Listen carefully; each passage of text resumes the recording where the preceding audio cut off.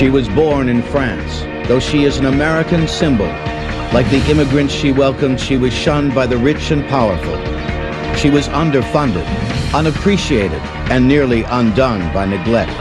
Through it all, she has been an inspiration to millions. Now, a story of hopes and dreams, the Statue of Liberty on Modern Marvels.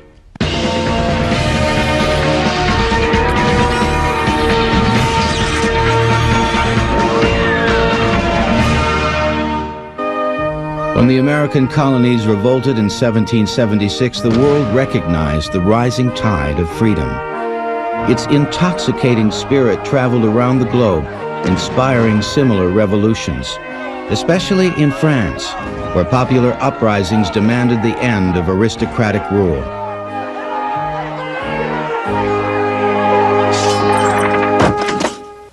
And so, when the fragile American Union exploded into civil war in 1861, the world held its breath. Over a 4-year period, the American landscape was bathed in blood, as over 500,000 men were slaughtered on the fields of battle. More than 4 times the U.S. casualties in the Vietnam and Korean Wars combined. Could a government of the people survive this brutal conflict, which included the murder of its most beloved leader? That America survived this historic crucible became an inspiration around the world, and was felt most keenly in France, where artists and intellectuals admired the American fortitude. It was during an 1865 dinner party in the Paris home of Professor Edouard de la Boulaye that the idea was first suggested. Create a monument to honor America on its 100th anniversary as the cradle of liberty. It would be designed by one of the dinner guests, Frédéric Auguste Bartholdi, to express the admiration of the French people. At the same time, it would serve as a public slap in the face to Napoleon III, the reigning French monarch who had no taste for the intellectual liberty of his own countrymen. Bartholdi was an old hand at creating such monuments. The arc of his career suggested that this female representation of liberty would be a triumphant crescendo. As an artist, he reflected the unique sensibilities of his age. The period in which she was created, and the second half of the last century, was an enormously gigantic period of bravado and symbolism in the architecture of cities, in literature, in art. It was a period of great bursting out.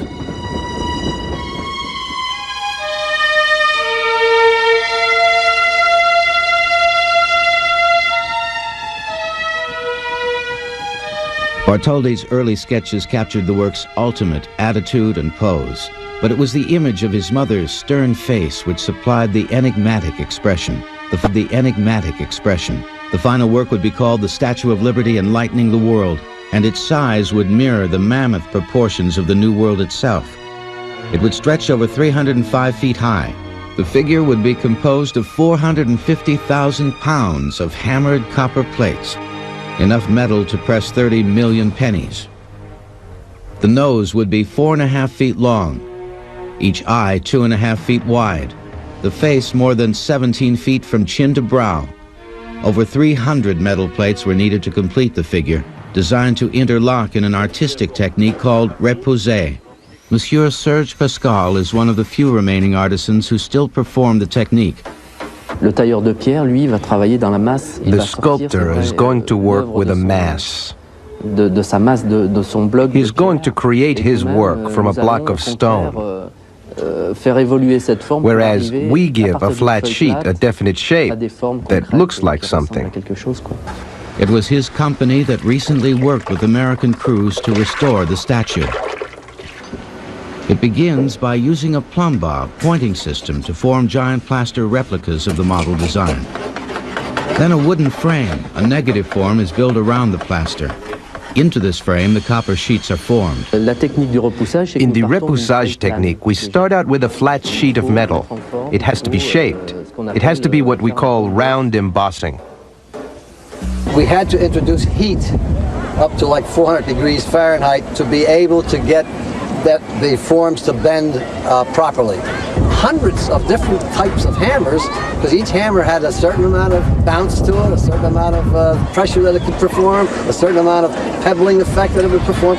Nous sommes les héritiers, si vous voulez. We have inherited, if you will, this technique from our parents, who with others helped make the Statue of Liberty in France.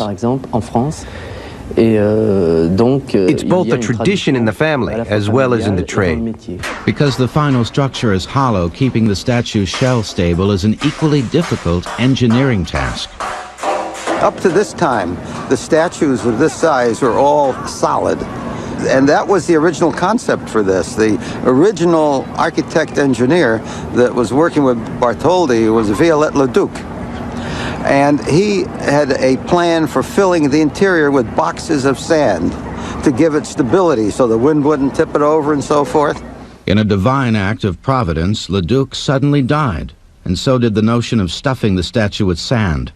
Instead, Gustave Eiffel, the engineering genius of the Eiffel Tower fame, proposed a radical new concept. His concept, which is entirely new, was to build a tower, an iron tower, and then frame out from it and support the copper statue, which was very much like a dressmaker's dummy.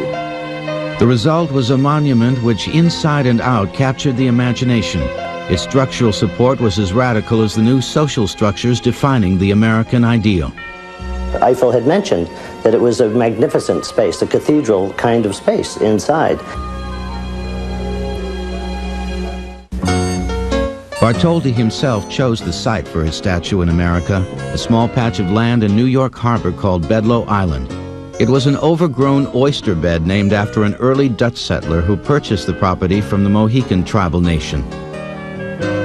The United States had built a fort on the island in 1800, and it served as the site for a military hospital, communication center, and ammo dump during the Civil War.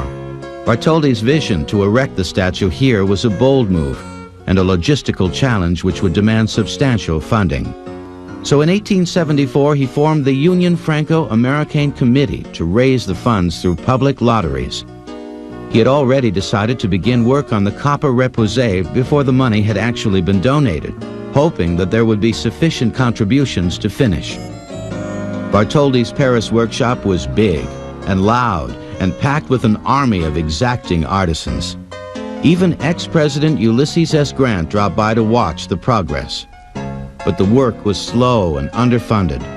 By 1876, the year the statue was to be completed, only the right arm and torch were in shape for a presentation. They were sent to Philadelphia as part of the American Centennial Exposition. The hope was to build interest and generate contributions towards the completion of the gift. By this time, Bartholdi had decided that France would supply the statue and America should construct the pedestal, even though the United States had yet to accept the colossal gift and Bartholdi hadn't acquired the rights to use Bedloe's Island. Bartholdi's fundraisers included lotteries, fancy dinners, and a lunch served to 20 reporters inside the statue's right leg. The Statue of Liberty will continue in a moment on Modern Marvels. We now return to the Statue of Liberty on Modern Marvels. What a weird idea to give a huge statue, and there was a lot of pulling and pushing, saying no, we don't want it, and finally the US ambassador had convinced the Congress to say no, you must take it because the French are going to be upset. Many people were suspicious of the French gift celebrating the American Revolution. Would the sculpture portray liberty as a bare-breasted revolutionary as rendered in European art? The New York Times suggested that the statue was a scam for Bartholdi to make a personal fortune. And American millionaires like J.P. Morgan and Cornelius Vanderbilt joined Grover Cleveland in declaring that the promotion of liberty would cause unrest among America's lower class, the working poor. But with the enthusiastic support of newspaper publisher Joseph Pulitzer, the American Committee was formed in 1877 to organize grassroots funding after the government, the wealthy, and their corporations turned their backs. Well, every trick was used 100 years ago to try to raise money, from selling toothpaste, which was the Statue of Liberty toothpaste, to selling small replica. Even before she was fully assembled, the The Statue of Liberty became a celebrity spokesperson for all manner of products in order to raise construction funds. She has been an advertising icon ever since.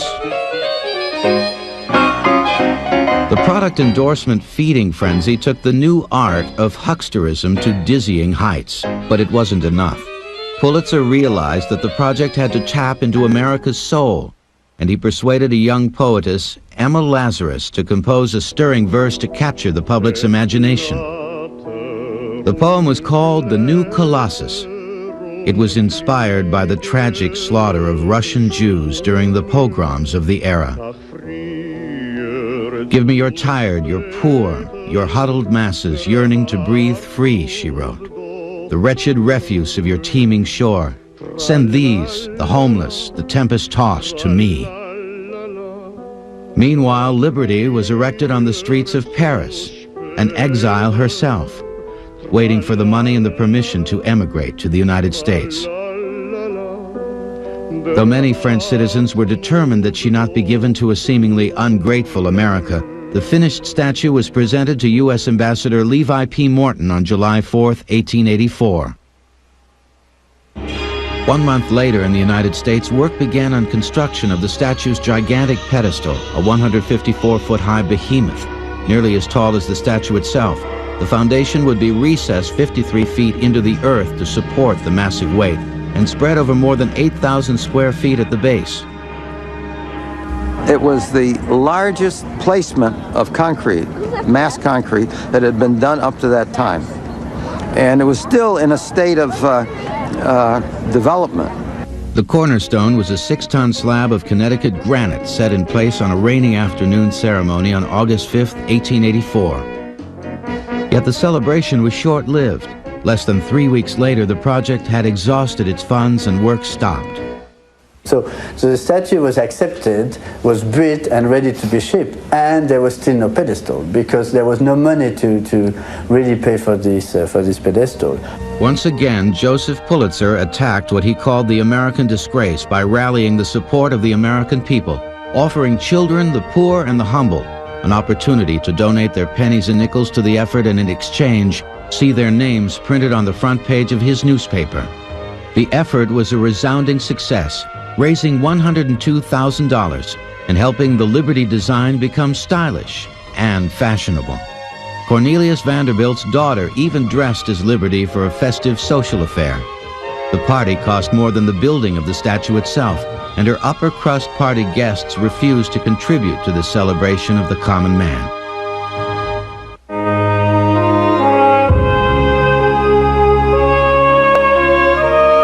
June 17, 1885, the Statue of Liberty arrived in New York Harbor.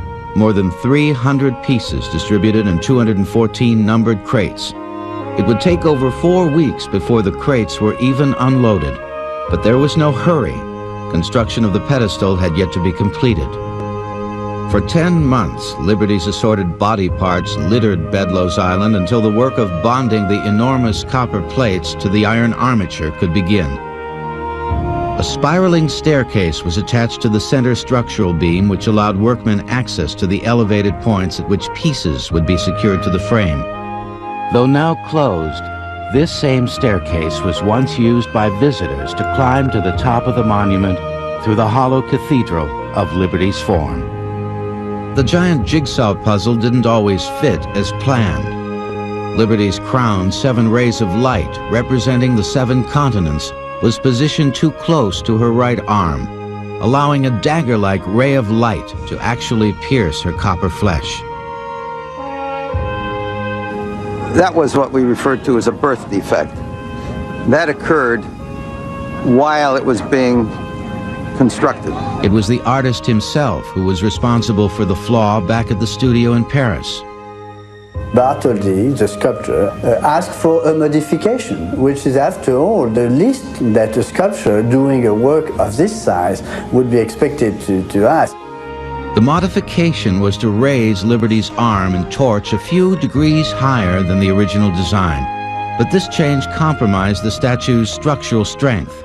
Because it was moved, it became much less stiff, much less strong, and took a lot of ingenuity to make it work. The defect, often blamed on the American workers who assembled the statue, remained uncorrected for the next 100 years.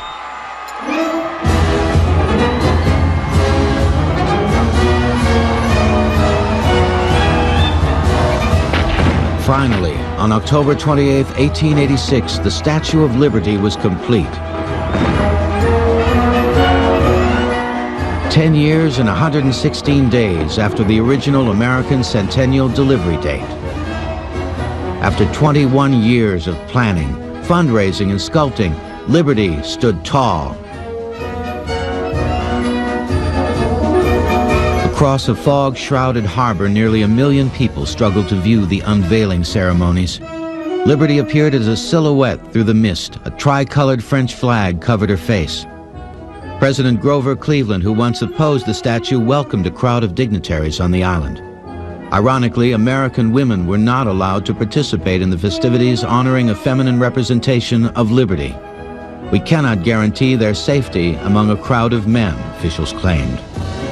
Enraged members of the New York State Women's Suffragette Association chartered a boat and stormed the ceremony anyway, chanting their displeasure through megaphones to disrupt the proceedings.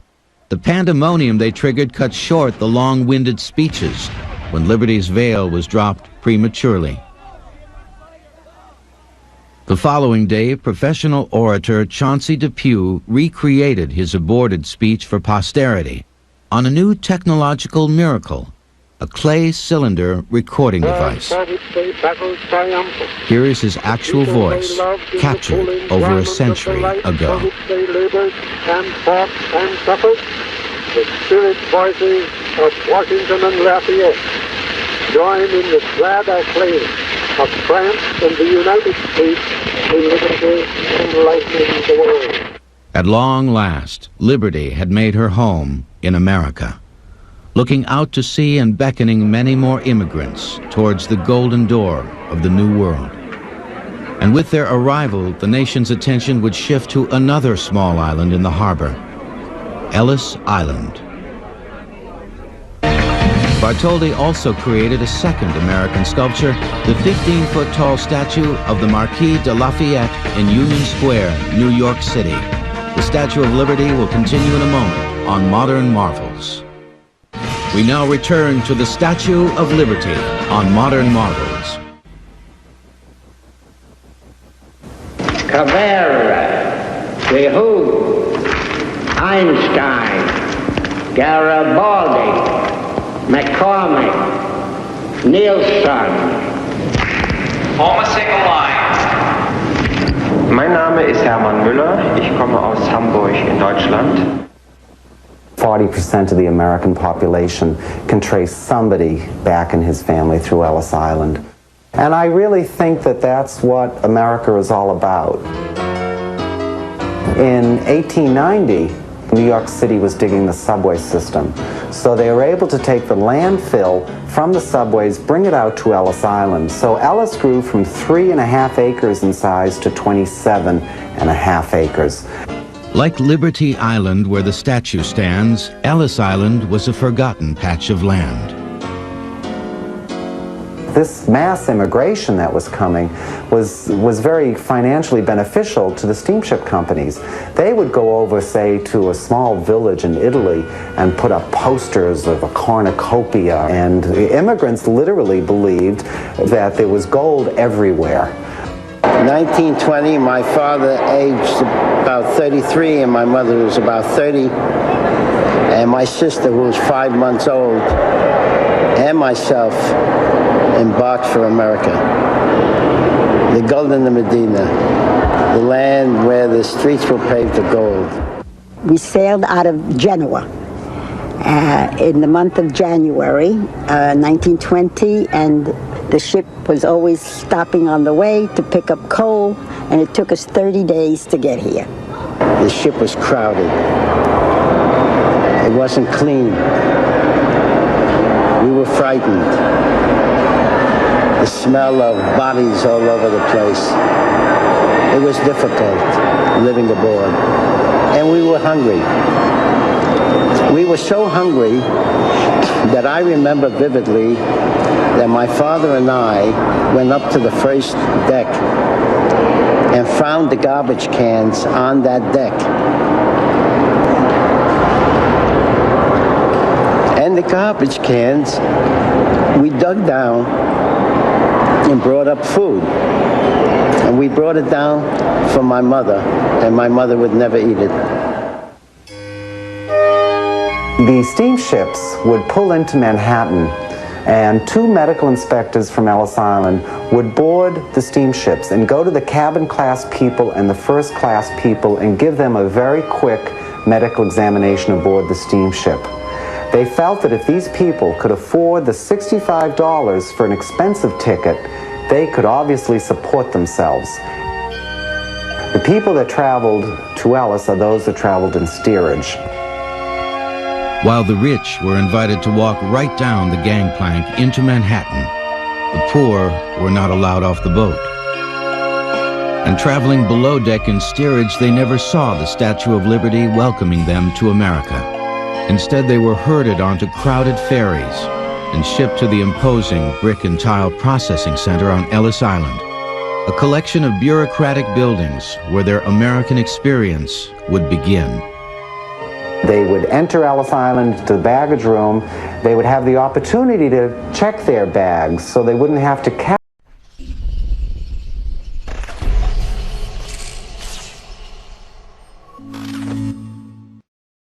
them while they were being processed. Well, if you were a Russian Jew escaping the pogroms in Russia, a man in uniform would be very frightening to you. If they were all the possessions you owned in the world, you wouldn't want to give them up. But there was actually an even more important reason why the immigrants held on to their baggage. They knew that they were about to undergo a medical examination. And if they had something wrong with them, they would not be allowed into the United States. So supposing you had a bad leg, you would want to walk and carry your bag in front of your bad leg and to pretend that it was the weight of the bag that was causing you to limp. From the baggage room, the immigrants climbed a very steep and narrow staircase, and they didn't realize it, but as they were climbing, their medical examination had begun. There were two doctors standing at the top of the stairs with a piece of chalk. And as the immigrants climbed the stairs, the doctors were watching to see who had a limp. And if you were lame, you got an L on your lapel. If you were huffing and puffing, you might have a heart condition. You'd get an H. Back problems, conjunctivitis, goiter, hernia, pregnant,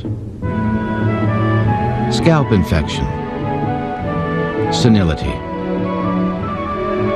suspected mental defect. The most dreaded examination of all was a doctor referred to as the eye man. And he was looking for a disease called trachoma. It was extremely contagious, it would lead to blindness, and if you caught it, you would not be allowed into the United States.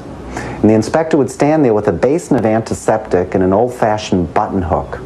And he would take the button hook, dip it in the antiseptic, flip it into your eyelid, and flip your eyelid back. He was looking for any redness or inflammation, and that was a sign of trachoma. You'd get a TC on your lapel, and you would be put in quarantine until they found out what was wrong with you.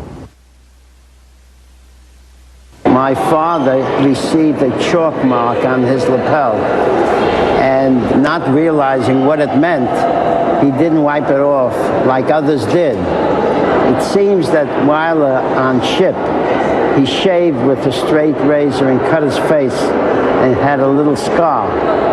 And so he was taken from the line for investigation. And my mother was frantic, begging and pleading, and even offered her marriage band they should let him stay in the line. But they took him out. The main hall was designed like cattle stockyards to maximize the movement of human cargo. He had 2 minutes to ask a series of 29 questions. What's your name? Where did you come from? Why did you come here? How much money do you have? Where did you get it? Let me see it. Who paid for your passage? Do you have any friends here? Any relatives? Very often I think of the enormity of the decision by the authorities. Had they decided to send me back, I probably would have been a bar of soap. Many European Jews denied admission eventually wound up on death lists back home. Many rejected Asians were sent back to hardship and persecution. There were a group, an entire shipload of Italians coming through that did not have their papers. And their papers, their official papers, were ultimately initialed W period, O period, P period, without papers. So the workers at Ellis Island, just for shorthand, would say, oh, we have 3 wops here and there are 5 wops over there. If a person was a Christian, they would put a little crucifix on the top of the page, and if they were Jewish, they would put a circle. Well, the word for that is keikel. The New World was full of surprises. The first was food. The original food concessionaire stole most of the money he was given to feed the immigrants with, and he wound up serving them stewed prunes over dark bread twice a day. He was fired, and as time went on, with fewer immigrants coming, they were able to serve ethnic meals. They would have a German meal at 1 o'clock, an Italian meal at 2 o'clock, and so on. But that led to the problem of the Germans showing up at the Italian meal of spaghetti and tomato sauce, and a lot of them would refuse to eat it, saying it was just too frightening looking. We stayed for 10 days in the big hall. And there were double and triple bunk beds in there, very, very closed. And they were very, very crowded, and very, very smelly, and very, very noisy. It was constant turmoil. And each morning I would take the 2 mattresses to the heap, and each night I would bring them back to put on the bed. And I only learned recently that the purpose of the mattresses being taken away was to fumigate them. The massive steam pressure tanks used to delouse mattresses are still in storage at Ellis Island, grim artifacts of a time when immigrants were considered as so many diseased rodents, ready to invade polite American society. New immigrants often reminded established immigrants of a dismal past they longed to forget. These new arrivals were a threat to the status quo and an embarrassment to be hidden away in overcrowded ghettos. Here, people would accept any job at any pay to make their American dream come true. But as the nation grew, the Ellis Island immigrants assimilated into communities coast to coast. Their legacy is the solid infrastructure of the country upon which rests the 20th century. Today, Ellis Island still celebrates the contributions of those people whose American dream began there, with a museum and a program which keep their stories alive. It was quite a day. Here, immigrants return to record their memories, offering the future a unique look at the past. Feeling, and I choke up now as I remember it. As twin national monuments, the Statue of Liberty and Ellis Island represent 2 points on the path to the American dream. Where we've come from and where we're going to. And the real spirit of liberty lies in the delicate balance between these 2 glorious notions. Ellis Island was known as the Island of Tears because of the immigrants' fear of being denied entry. However, only about 2% were actually turned away. The Statue of Liberty will continue in a moment on Modern Marvels. We now return to the Statue of Liberty on Modern Marvels. By 1900, the sea, air, and elements had changed Liberty's complexion from bright copper orange to pale green. A fitting way to begin the 20th century, which was itself defined by change. The new century was a kaleidoscope of images and ideas, and in the chaotic American culture, the Statue of Liberty became a fashion favorite. Its image appeared on all manner of trinkets. Even today, early renderings are highly prized. It's very strange as I collect different statues and you see the faces and the different images and the quality. You wonder what the craftsman had in mind. One of my favorites of the collection is probably this one here.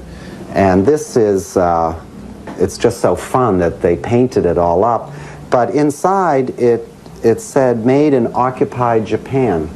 Perhaps we cherish liberty because we realize that she is vulnerable. As in 1916, when German saboteurs at the height of World War I managed to blow up a munitions storage facility in New Jersey. First reports claimed dozens of deaths. The impact was felt 90 miles away. Police were called to stop looting in the streets of New York, and the statue lost nearly 100 bolts in her right arm as a result of the blast. Still, her torch was held high, and when workmen surveyed the damage, they wondered if something more than copper and iron was keeping the statue standing tall and proud. It was the hope of those who gave us this statue and the hope of the American people in receiving it that the goddess of liberty and the goddess of peace were the same. During the Depression, Liberty carried a double load, holding both her torch and the nation's morale aloft. But a few short years later, her light would be dimmed by a Second World War. This one more bloody than the first, as madmen threatened the future of mankind and liberty held her breath. Like so many others, she did her part. Her image reminded the American people of what was at stake around the world. When victory was finally declared, she joined the exuberant celebrations as a guest of honor in New York's Times Square. Ironically, the buoyant spirit at the end of war disguised the fact that liberty as well as the statue were fragile. Freedom demands constant vigilance, and liberty denied is often the catalyst for social eruption. In the second half of the 20th century, many groups who felt alienated from America's mainstream commandeered the statue to make their desperate political statements. 1956, Hungarian patriots occupy the torch and display their flag of liberation. 1965, a black liberation organization is caught plotting to blow up the statue. 1980, two protesters demanding freedom for an imprisoned Black Panther leader damaged the statue as they climbed the Liberty's exterior plates. These events, plus the corroding influence of acid rain, took their toll on the statue, showing just how fragile she actually was. Like Ellis Island, the Statue of Liberty was quickly becoming a neglected relic from America's past. Pieces of her ornate torch were breaking off and washing ashore in New Jersey. So it was with a great burst of patriotic zeal that America took a second look at both the Statue of Liberty and Ellis Island. It started when President Reagan asked Lee Iacocca to mount a private sector effort to restore both the Statue of Liberty and Ellis Island. First time I came here was a cold November day in 1982 with Mr. Iacocca, and the place was a wreck. I wondered what we'd gotten ourselves into. We felt that the American people would help us if we could figure out how to ask them to help us. The years have been hard on Ellis Island, and they've been hard on the lady with the torch across the harbor, too. Are we going to preserve these monuments, or will they become just ruins of the past, like the pyramids or the Colosseum? Are the values these monuments symbolize still alive in America, or are they part of our past? The one guideline was that no money would come from the government, and we fulfilled that.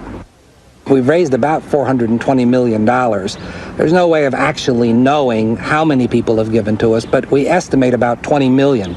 School children alone gave us $6 million. The engineering challenges to fix the statue were enormous, and it was a race against the clock to have her ready for the 100th anniversary. The winter that we put up the exterior scaffolding on the statue, it was a very, very cold winter, a lot of winds, very cold. And these workers had a race on to see who could get the right bars in place so that who could be the first to give her a kiss on the lips. Inside the statue, the metal had originally been covered with coats of coal tar and paint, all of which had to be removed. We had removed the original paint on the inside of the statue using liquid nitrogen. It had around 7 layers of paint, and it would just crackle and come apart. We thought we were going to spend months doing this, and we wound up doing it in about a week and a half. But the coal tar was an entirely different situation. We couldn't get that out. The black sludge couldn't be sandblasted off by conventional means. That the skin only being a penny thick, why, was we couldn't afford to have any copper loss. So we had to find something that was strong enough to take out the coal tar but not hurt the copper. We finally found something very, very sophisticated, bicarbonate of soda. More than 40 tons of bicarbonate of soda were used. Meanwhile, rusted armatures were swelling against the thin copper skin. And so it started ripping itself apart, and the weakest link was the copper. And indeed, a number of the connections were completely destroyed through this period of rusting. This bar represents one of the first handmade samples of the armature bars that are part of the tertiary structure that holds the copper in place on the statue. And of course, originally, it was very easy to make these because they had already used a process that is called repousser. A literal translation is pushing from the reverse side, in which they made the copper, bent the copper on forms that were reverse forms. So then they just bent these bars on the same forms, and the two matched very nicely.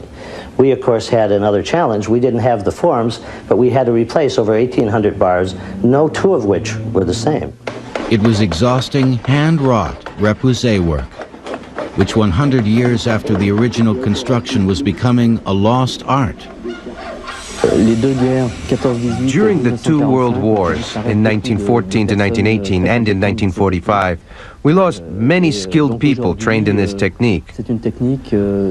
So today it's a technique, like a lot of the arts, which has lacked the craftsmen due to war casualties. French artisans were the only workers in the world who still performed repousser, and their numbers were dwindling. Yet when they came to America to help in the restoration, they weren't welcomed with open arms. There was a conflict as soon as we arrived.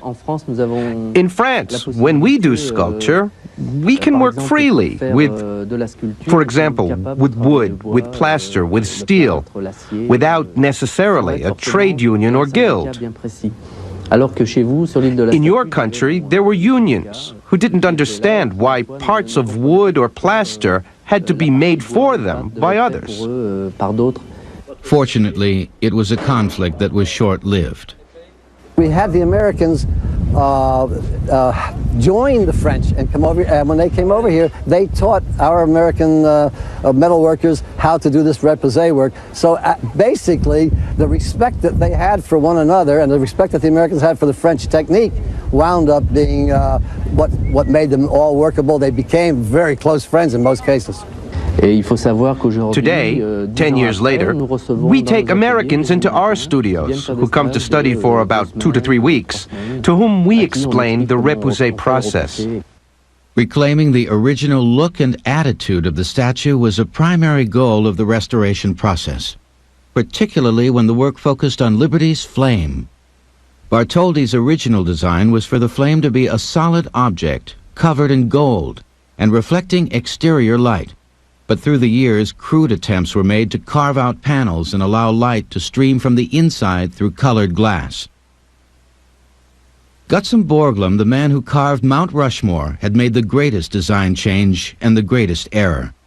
His awkward recrafting of the flame kept the statue from being watertight. Yeah, that was the source of a lot of the water, with the salt air in the water running down on the inside of the copper and coming in contact with the iron armature that was the original structure within the statue. Today's new flame is Bartholdi's old idea, a solid gilded crescendo, simple and pure. Liberty is again enlightening the world. On July 4th, 1986, the party began.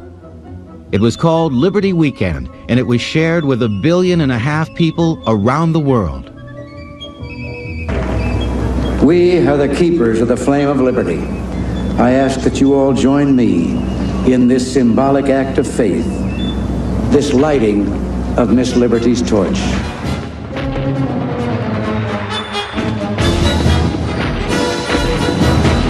As the celebration exploded across the night sky, it sparked a new spirit of awe and wonder at the meaning of liberty.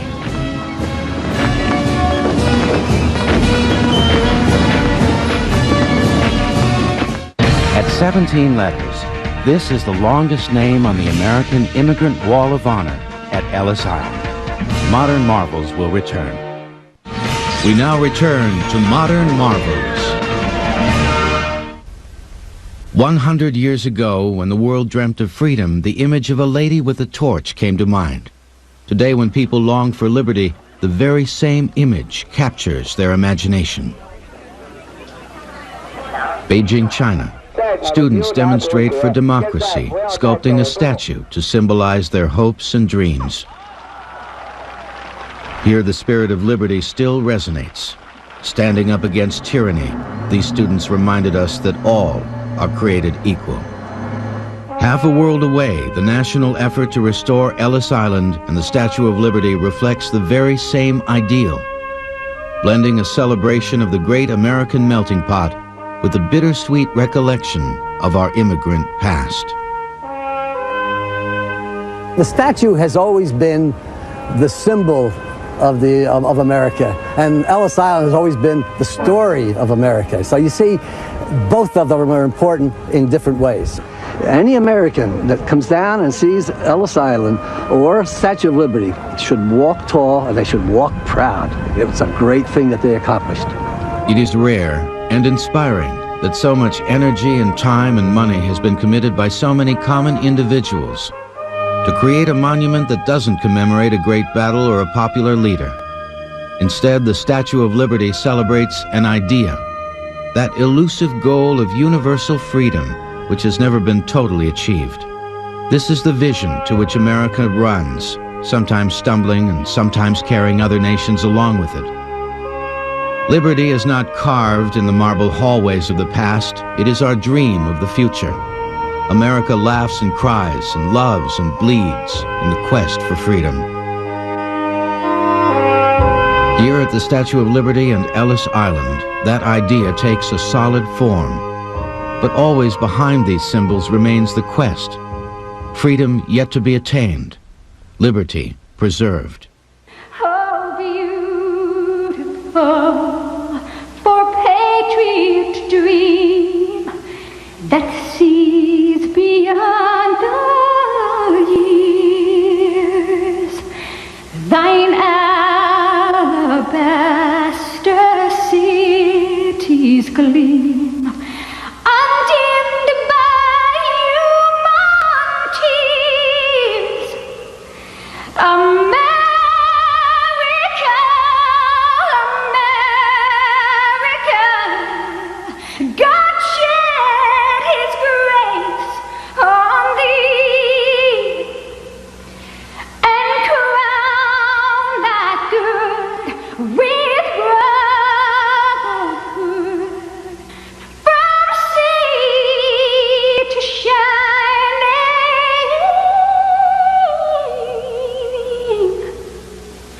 sea.